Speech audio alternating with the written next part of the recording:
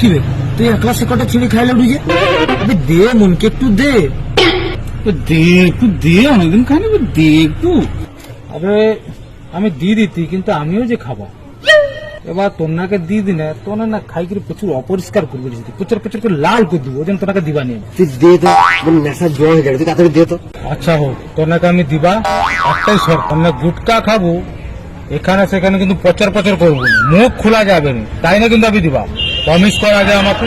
Promise. তো কি শর্ত আছে ক? মনে সব শর্ত মানে দিবা, তুই গুটকাটা দিব তো মনকে দিনে?